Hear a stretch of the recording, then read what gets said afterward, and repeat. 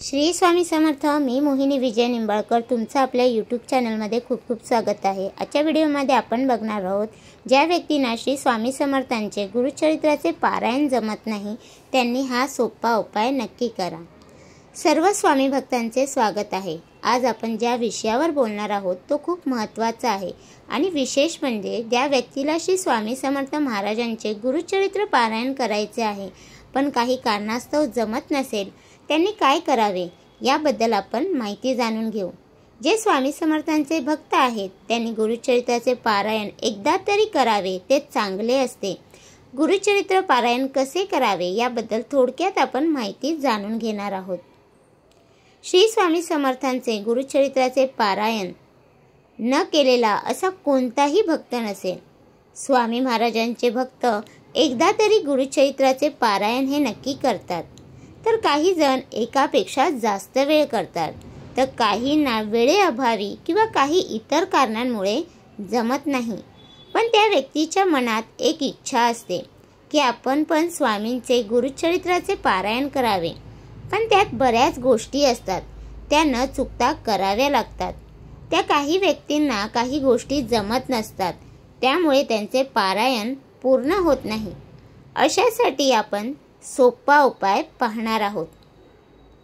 आपण सर्वजण नित्य नियमाने स्वामींची रोज सेवा करतो, पण सर्वात मोठी आणि चांगली सेवा मानली जाते ती म्हणजे गुरुचरित्राचे पारायण। असे बरेच भक्त आहेत जे वर्षातून 1 ते 2 किंवा 3 वेळा पारायण करतात। दत्त जयंती आधी सर्वजण पारायण करतात, तर काही जण नवरात्रीमध्ये पारायण करतात। यामध्ये बरेच भक्त 7 दिवस, 3 दिवस तर काही एका दिवसात पारायण करतात। गुरुचरित्र पारायण कसे करावे? गुरुचरित्राचे पारायण केल्याने आपले पण मन शांत होते व मनात असलेल्या इच्छा ह्या पूर्ण होण्यास मदत होते। स्वामींचा आशीर्वाद आपल्यावर राहतो, स्वामींची कृपादृष्टी आपल्यावर चांगली राहते आणि आपण जी स्वामींची सेवा करतो त्याचा लाभही मिळतो। त्याचबरोबर गुरुचरित्राचे पारायण करताना त्याचे नियम पाळावे लागतात, अन्यथा पारायणाचे लाभ आपल्याला मिळत नाही। पारायणाचे नियम खूप कडक आहेत। गुरुचरित्राचे पारायणाचे नियम बऱ्याच भक्तांना गुरुचरित्र पारायणाचे नियम पाळणे शक्य नसते।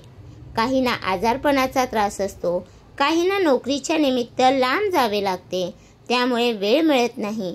ज्या भक्तांना 52 अध्याय असलेले पारायण करायला जमत नाही किंवा शक्य होत नाही अशांनी हा श्लोक मनापासून बोलावा।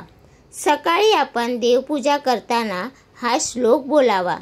रोज असे केले तरी चालते। दत्ताचा अवतार झाला कलियुगी श्रीपाद पिठापुरी, त्यामागे दुसरा नृसिंह सरस्वती कारंज ग्रामांतरी। तीर्थे हिंडत पातला भिल्लवर्तीची संगमा, तेतुनी मठ गाणगापुरी वसे वारी दिनांचे श्रमा। हा श्लोक पठण करायचा आहे। हा श्लोक खूप सोपा आहे। जे गुरुचरित्राचे पारायण केल्याने जे लाभ आपल्याला मिळणार आहे तेच लाभ आपल्याला ह्या श्लोक पठण केल्याने मिळणार आहे। ज्या आपल्या मनातील इच्छा आहे त्या सुद्धा पूर्ण होणार आहेत। श्री स्वामी समर्थ महाराज आपल्या पाठीमागे उभे असतात। आपण कधी चुकलो तर ते आपल्याला मार्ग दाखवतात आणि आपल्याला मार्ग दिसला की त्या मार्गावर चालण्यासाठी मार्गदर्शन करतात। या श्लोकाचे अवश्य पठण करा, यामुळे आपल्या मनातील इच्छा ह्या नक्कीच पूर्ण होतील।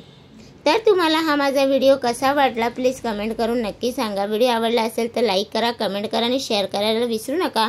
आणि तुम्ही अजूनपर्यंत आपल्या चॅनलला सबस्क्राईब केलं नसेल तर प्लीज जाऊन चॅनलला नक्की सबस्क्राईब करा, कारण आपल्या चॅनलवरती तुम्हाला आध्यात्मिक माहिती आणि स्वामी महाराजांचे व्हिडिओ बघायला भेटतात।